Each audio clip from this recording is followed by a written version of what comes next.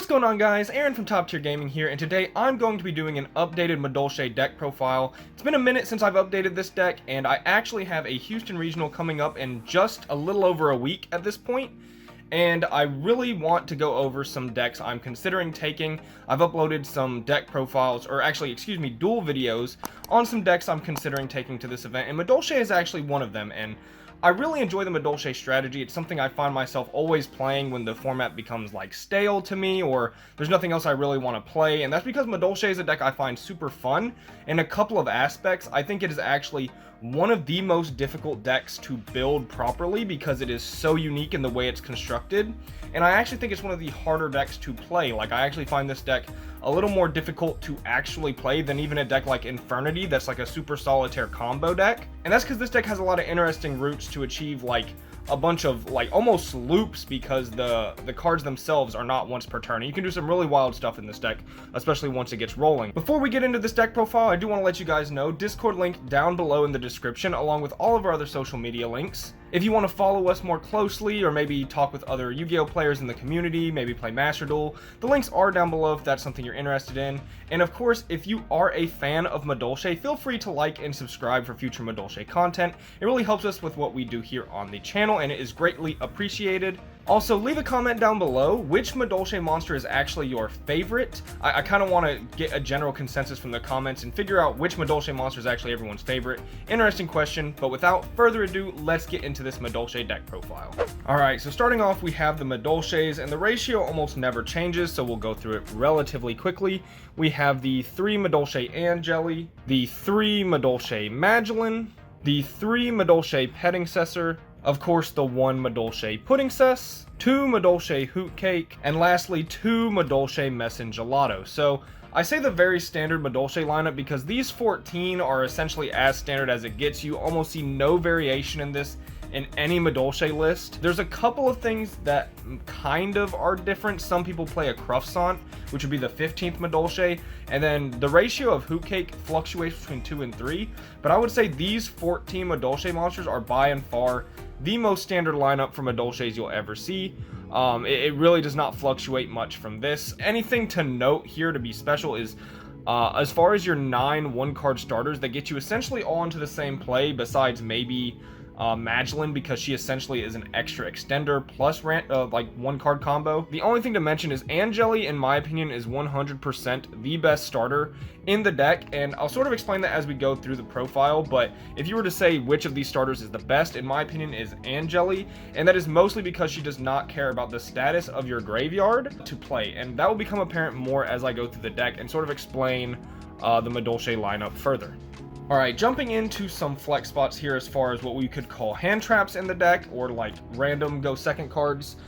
This is the most interesting part of the deck to me because it is what fluctuates the most in Madolche and is really where builds tend to differ. And there's so much theory and reasoning that goes behind the flex spots in this list, and it is one of the things that I find hardest to build with Madolche, and this might have some reasoning to go with it. But we're going to start off with the 3 Herald of the Orange Light, the 1 Artifact Lancia, the 1 Effect Veiler, and the 1 Pancratops, who isn't really a hand trap, but we will go ahead and include him here.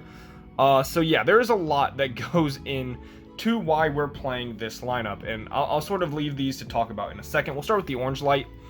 So Orange Light essentially is a way to play through hand traps, right? Like, this deck is severely weak to Nibiru. It's no secret, everyone knows it.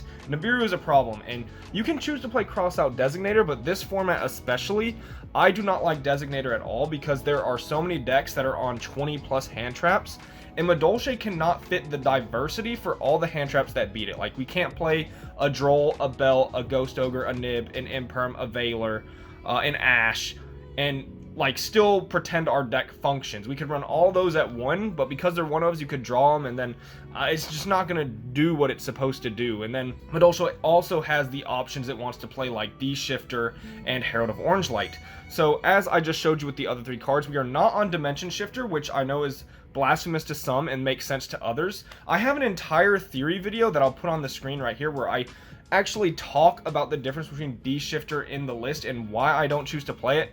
I do want to let you guys know with Dimension Shifter though, I am constantly testing that card. Like for the last week, I've been testing lists with it, lists without it. But again, I won't go too in depth here, so we don't have a 50-minute video on why I'm not running D-Shifter. I will just link down below my theory video on it if you want to hear more in depth. But speaking of Orange Light, this card essentially acts as Crossout Designator and allows you to play through hand traps. But also in your end board, this card is absolutely insane because of the way Glass Souffle and Chateau work together. Essentially, one Orange Light can be two Orange Light. That's blasphemous. It's so good. This card is a negate and a destroy that helps you play through Nibiru. So this card, in my mind, is definitely a 3 of. And the way I'm playing this list, because we are not on Designator, because I think Designator is terrible in this deck, this format, because it just will not work how you really want it to work. And hopefully, if I do take this to Regional and I am able to make a top 8 deck profile, hopefully these are Ultimate Red by then, because I know some of you are looking at these commons and wondering what is going on, but hopefully these will be ulti soon. And then to talk about the one Lancia, the one Effect Veiler, and the one Pankratops. Lancia is cool in this deck because it's an additional fairy for Herald of Orange Light, but it also is an important small world bridge, which the Veiler essentially is also a small world bridge. So yeah, that is essentially why these are in here, is small world, as well as Lancia being a fairy, but also these are interesting hand traps because they're not once per turn, which means they are also very good with your Glass Souffle and Chateau, because you can essentially just recycle them. This beats Fluanderies as well, which is important to note, and Veiler is just generically good. But you're not ideally drawing these because that's not really what they're for. And the Pankratops is very cool because it is the best bridge off of Small World for your all your Madolche monsters. So Pankratops is usually very standard in the list, just to be able to go from any Madolche to a different Madolche, which is important. I'll explain it when we get to Small World. But also, there's technically 4 Pankratops in the list with the 3 Small Worlds, so we have a lot more Go Second cards than it initially looks like, and that's because Pankratops is searchable Go Second Game 1 through a card like Small World. So those are like our monster flex spots here. We have more flex spots as we go along, but first, let's get on into the spells. Starting with the spells, we have like 6 mandatory consistency cards, and I'm going to put mandatory in quotation marks because there are some less optimal replacements, but the cards we are talking about is the 3 Pot of Prosperity and the 3 Small World. So Pot of Prosperity is a big one because it is super expensive. So if you don't have Prosperity, you can play this deck with Extravagance. You will have to adjust your extra deck very much so, but it does work if you don't have the Prosperity. But Prosperity is something, if you have, you really want to play in this deck along with Small World. You only have 9 1-card starters, which is like a decent amount, and then Hoot Cake can be a starter in very interesting situations. So yeah, Prosperity helps you see those, and Small World is by and far one of the most important cards in the deck. I think Madolche might be Small World's best deck. This is the only deck I've seen out of like since Burst of Destiny's release that consistently plays 3 Small World in almost every single list. I think Small World sees the most play in this deck, and I'll sort of explain why. Going back to the way our Madolche package looks, when you look at a card like Small World, it's very important in Madolche for a couple of reasons. Looking at your starters, right? So we have the 9 starters here. We have the 3 Pettingcessor, we have the 3 Magdalene, and we have the 3 Angeli. These are not always starters together, or more specifically, instead of Angeli, we will show the Hoot Cake. And Hoot Cake here, Madolche has a problem with itself. It's something I bring up every deck profile because this deck does not like itself, and it's one of the reasons I think it has such a hard time being built in a good fashion. And what I mean by this is Pettingcessor requires 0 monsters in grave to be a starter, and Hoot Cake, on the contrary, requires you to have a monster in graveyard to be a starter. So what this does is it makes this big confliction in the deck. When Hoot Cake is a starter, Pettingcessor is not. And when Pettingcessor is not a starter, neither is your Magdalene. So you have some starters that are not starters when they should be. And what Small World allows you to do is exchange your cards for the starter for that situation, right? So if I draw Hoot Cake and I need Pettingcessor, I can very easily Small World the Hoot Cake into Pankratops, and then Pankratops go into Angeli. Or Angeli is the most consistent because it doesn't care about your graveyard, but Pettingcessor also works. Any monster can search essentially any monster. There's a couple that don't work, like I don't think Veiler can actually add Herald of Orange Light. There's a couple of weird ones with the actual bridges that don't actually get you what you want, but all your important cards that aren't the bridges can get any other card in the deck. For Madolche spells, we have the 2 Salon, the 1 Chateau, and the 1 teacher, or ticket, excuse me. I would say this is standard for me. There's just a couple of things to talk about with Salon. One of each of these is pretty normal. I've actually seen some lists cut the ticket, but I don't like that because some of your bad hands really need ticket to function, and that has come up for me a lot. But talking about the Salon ratio, because I think that's something interesting to talk about and a unique talking point, is some people have been trending towards 1 of this card, and a lot of lists have consistently been on 3 for the longest time. For me, I'm choosing to be in the middle, sort of to meet the best of both worlds. I do want to open this card, you know, pretty consistently, but I don't want to open multiples ever. And 2 is usually the best ratio for wanting to see something with minimizing your chance to see multiples. Another reason is, like, this is searchable, so you don't technically need to play 3, but a lot of your hands are just so much better when you draw Salon, and when this list isn't on Designator, you need as many extenders as you can to actually play Madolche. A lot of times in Madolche, I find you're not actually playing Madolche. It's very funny. But Salon is just an additional extender that makes Madolche an absolutely insane card and your best starter if you open Salon. And yeah, I really want to open this card, but again, I don't want to brick on it, so I am subscribing to playing the 2 ratio instead of 1 or 3, and that is why our Madolche spells sort of look that way. Next up, some more additional flex spots that we are playing in the deck and more go second cards. I am on the 2 droplet and 1 chalice. Now, this should be 3 droplet. I have my other one coming in, so if you have 3 droplet, play 3 droplet, don't play 2 droplet and a chalice, but this is essentially 3 droplet here, and this card you either play in Madolche or you don't. Again, this is another one of those weird talking points with Madolche, and why it's just one of the hardest decks to actually construct properly. Some of my lists play this card, some don't. This format with Scythe being a problem, I feel like this card is extremely good. I feel like this card is just very important, especially with Albaz coming out, because it's very good versus Branded in red, getting you with a Guardian Chimera, or just dealing with Mirror Jade. And yeah, there's a lot of times you can use this to be very good go second in this deck, with still making sure your Pet Successor is very live. And I've had this card do really well in testing recently, but again, you could also technically run like D-Shifter in this spot, because D-Shifter is an amazing card that can shut off your opponent. But again, big video down in the description below explaining D-Shifter and why I choose to run it in some lists and not in others. And right now, I am just on Forbidden Droplet. I feel like this card is just more consistent right now, and I like that I can see it off of my 6th card or search it off of Prosperity to help break boards. So that's why we are on 3 Forbidden Droplet. Last spell on the list, we are on the 1 Called By. This is the best card in your deck. I mean, any 40 card list should be playing this 100% of the time. I feel like any 60 card list should also be playing this. This is the best card just printed. I mean, this card is insane. And again, we're not on Designator, so this is one of those cards that can help you play Madolche in your Madolche deck. On to traps, we do have the 2 Promenade. I feel like this is the reason to play Madolche personally. I feel like this is the payoff for your combo and sort of how like your entire deck works. Promenade is an insane card. It is hot red that gives you follow-up, and the follow-up it gives you is usually like 2 or 3 cards. Like sometimes activating 1 Promenade gets you a 2nd Promenade plus a search plus an add back with the negate, and that is ridiculous. 1 Promenade is essentially 4 free cards and you negated something. It is so insane, and Promenade I feel like is the reason to play this deck. And I'm actually on 1 Knights. Now, I'm not always on this because sometimes, you know, this is actually a 40 card list, which is very rare for my Madolche list, but I was able to sort of slim it down to 40 and play the Knights, which I really enjoy. I think this card is so good. There are just some times where your end board is much stronger if you have the Knights in your deck to function with. This card has been insane for me recently. It's been testing extremely well, and I do like it right now. But again, some lists, you could take this out for a go second card potentially. I just couldn't think of any one of go second card that I wanted over something like Knights, which makes your first, like going first hand so much better. And of course, going second, you do side this out. But personally, I am on the 2 Promenade and the 1 Knights right now. Lastly, the last 3 flex spots in the deck, and these could be go second cards if you want them to be. However, I am on 3 Gozen Match in the main deck. With the Brave engine running around right now, and that engine being extremely overpowered, I want to capitalize on it in my game once. If your opponent activates Rite of Aramasir, and you Gozen Match that token, they probably lose like instantly.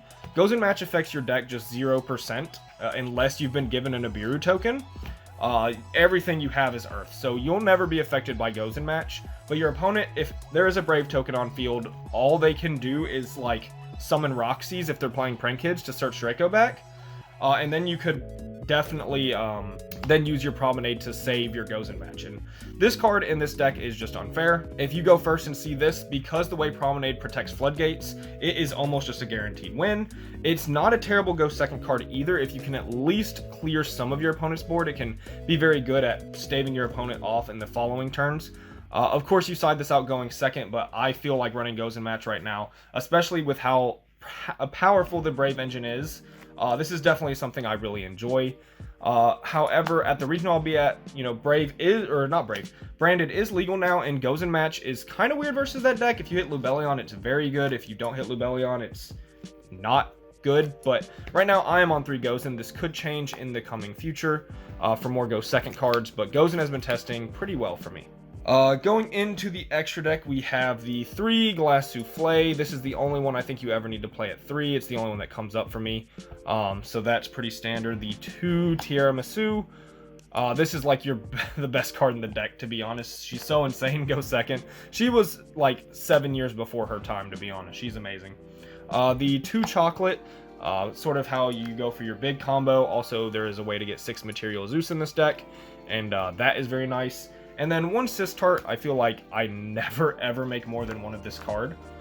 So we did slim it down from 2 to 1. Again, sort of the benefit of playing Prosperity.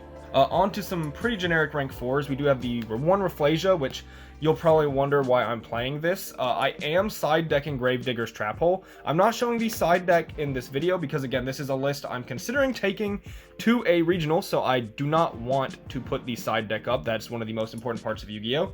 And then 1 Cowboy. You could play a Baguska over this slot, but I genuinely feel like Cowboy comes up more. It can get big, which is interesting. Not like that's the best part about him, but sometimes you just need to finish your opponent off, and Cowboy's really good at that. I am playing 1 Almirage. This is something very, very strange. There's just been times where I draw like Orange Light, Salon, Hoot Cake, and I have no starter. But I'm able to normal summon Orange Light, link off into Almirage, then activate Salon, normal summon the Hoot Cake, and then play. It's something that doesn't happen often. I don't know if this will stay in the extra deck, but it's something I'm playing for now.